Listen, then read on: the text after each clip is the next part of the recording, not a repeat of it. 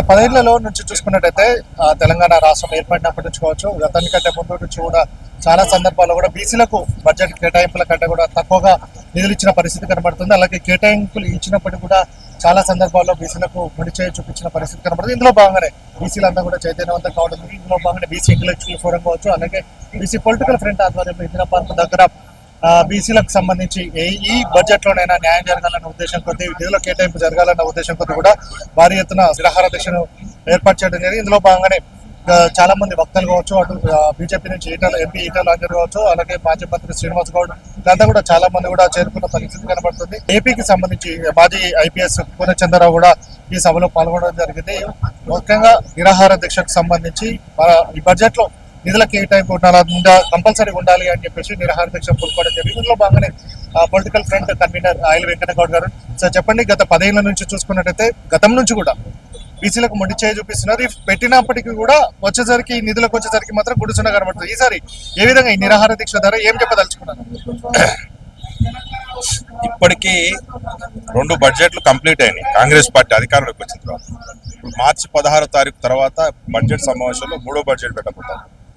ఎందుకంటే 3 బడ్జెట్లలో ఏంటంటే కామారెడ్డి సాక్షిగా ప్రతి సంవత్సరం బీసీలకి సబ్ ప్లాన్ పేరుతో 20,000 కోట్లు కేటాయిస్తే సంక్షేమం కోసం ప్రయత్నం చేస్తామని చెప్పేసి మేనిఫెస్టోలో పెట్టి మొత్తం కూడా ముఖ్యమంత్రి గారు, మహేష్ గౌడ్ గారు అందరు కూడా ప్రకటించడం జరిగింది. అంటే సిద్ధరామయ్య గారు తీసుకొచ్చి కర్ణాటక ముఖ్యమంత్రి. కానీ 2 బడ్జెట్లలో కూడా మాకు కేటాయించింది ఏంటంటే 2,800 కోట్లే. 2,800 కోట్లలో కూడా ఆ డబ్బులు తీసుకుపోయి ఈ రకరకాల కార్యక్రమాలు, మెస్సీకి, అదేవిధంగా టూరిజానికి, తర్వాత ఈ అందాల భామలకి, రకరకాల జాతరలకి అన్ని ఈ డబ్బులన్నీ ఖర్చు పెట్టి మాకేమీ సాంప్రదాయంగా కార్పొరేషన్లు ఉంటాయి, కుల కార్పొరేషన్లు ఉంటాయి. కుల కార్పొరేషన్లు సంక్షేమానికి సంబంధించినవి ఆడికి రూపాయి కేటాయించలేదు. మొత్తం రాష్ట్ర వ్యాప్తంగా బీసీ యువకులు ఉన్నారు, నిరుద్యోగం ఉంది, పింఛన్లు ఉన్నాయి, ఎంతో మంది ఆర్థికంగా ఎక్స్గ్రేషన్లు సంబంధించి అన్ని వృత్తుల ఎక్స్గ్రేషన్లు ఉంటాయి. ఎక్కడ కూడా అన్యాయం చేస్తూ ఇప్పుడు మళ్ళీ బడ్జెట్ పెడతాం. మేము అనేది ఏంటంటే ఈ బడ్జెట్లో మాకు 50,000 కోట్లు కేటాయించండి.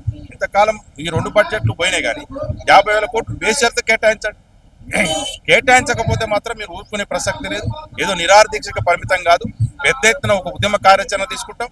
రాష్ట్ర వ్యాప్తంగా కూడా కాంగ్రెస్ పార్టీ ఇక్కడ బడ్జెట్ లో అన్యాయం చేస్తున్న దాని మీద బీజేపీ కూడా బడ్జెట్ పెట్టింది. అక్కడ కూడా ఈటల రాజేందర్ గారి గురించి మాట్లాడడం జరిగింది. కేంద్రంలో కూడా ఒక బీసీ మంత్రిని పెట్టాలి. అక్కడ బీసీ మంత్రి లేడు. అక్కడ సపరేట్ ఏదో కమిషన్ వేసారు కానీ ఆర్థిక పరమైన సంక్షేమానికి సంబంధించింది లేదు. అక్కడ కూడా బడ్జెట్ కేటాయించాలని ఇక్కడ కూడా అన్యాయం జరుగుతుంది. ఈ 2 అంశాల మధ్య బడ్జెట్ లో జరుగుతున్నటువంటి బీసీలకి అన్యాయంపై సహించేది లేదని చెప్పేసి అనే అంశం మీదనే ఈరోజు BC political front, BC intellectual forum ఈ 2 ఆర్గనైజేషన్ సంయుక్తంగానే ఈరోజు నిరాహార దీక్ష చేసి కార్యక్రమాన్ని చెప్పడం జరుగుతుంది. అలాగే ఎంబీసీ కులాలకు సంబంధించి అందులో గత ప్రభుత్వంలో చూసుకున్నట్టయితే బీఆర్ఎస్ హయాంలో ఒక 19 కోట్లు మాత్రమే ఇవ్వడం జరిగింది. ఈ ప్రభుత్వం వచ్చిన తర్వాత 0 నిధులు ఇవ్వడం జరిగింది. అంటే రెండింటిని ఏ విధంగా చూస్తుంది? అసలు ఎంబీసీలకు సపరేట్ గా ఇక్కడ చూడట్లేదు.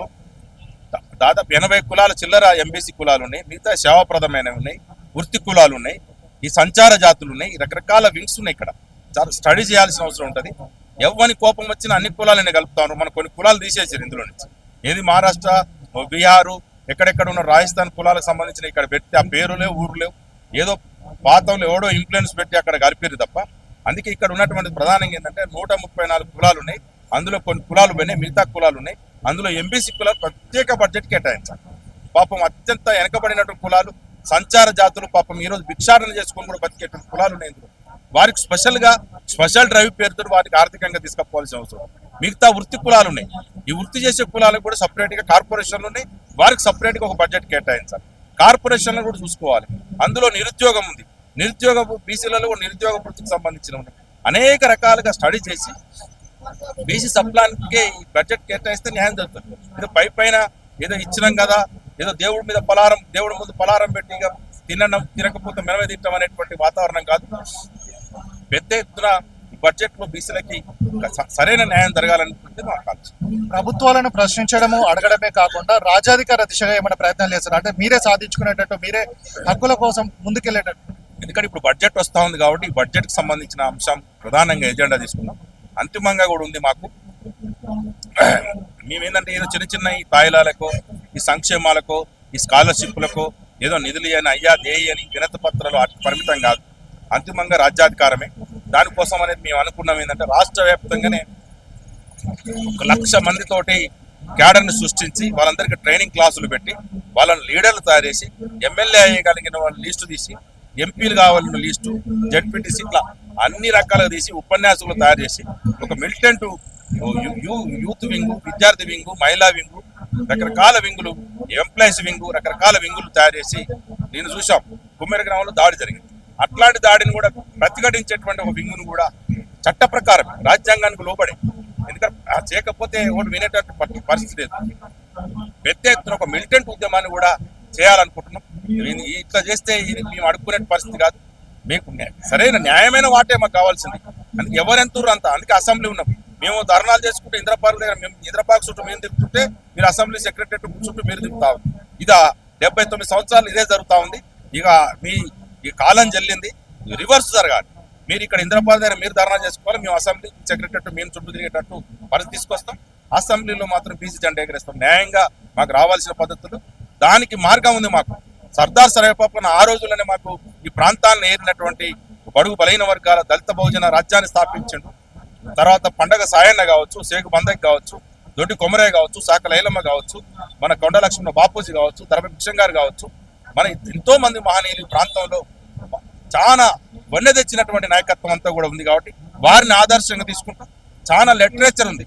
భారతదేశ వ్యాప్తంగా కాంశీరామ్ కాంచి మొదలు పెడితే ఎంతో పెద్ద ములాయం సింగ్ యాదవ్, లాలూ ప్రసాద్ యాదవ్, దేశవ్యాప్తంగానే మనం కర్పూర్ ఠాగూర్ లాంటి పెద్ద పెద్ద మహనీయులు మనకు సిద్ధాంతం అందించినటువంటి చరిత్ర ఉంది. వారందరినీ కూడా ఆదర్శించి ఇక్కడ కూడా ఎక్స్పెరిమెంటల్ చేస్తాం. తమిళనాడులో బీసీ ముఖ్యమంత్రి అవుతాడు, కేరళ అవుతాడు, కర్ణాటక అవుతాడు. ఉమ్మడి ఆంధ్రప్రదేశ్లో, తెలంగాణలో ఇక్కడ ఎందుకు కాడు? ఎందుకు అవకాశం లేవు? మీరే 79 సంవత్సరాలు అగ్రకులాలు ఇక్కడ ముఖ్యమంత్రులై పరిపాలిస్తారా? మంత్రులు మీరే ఉంటారా? ఎమ్మెల్యేలు మీరే ఉంటారా? మీరే అసెంబ్లీ నిండా, మండలి నిండా, పార్లమెంట్ నిండా ఉంటే బీసీలో అయ్యా అని చెప్పి మీరు చూస్తే బిక్కు బిక్కును చూసే పరిస్థితి కాదు. మేము కూడా తెల్ల పట్టాలు వేసుకుంటాం, మేము కూడా లీడర్లు అవుతాం. మిమ్మల్ని పరిపాలించే రోజులు వస్తాయి.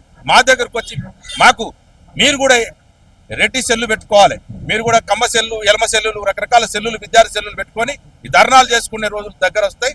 మేము కూడా ఉద్యమ రూపం తీసుకుంటాం.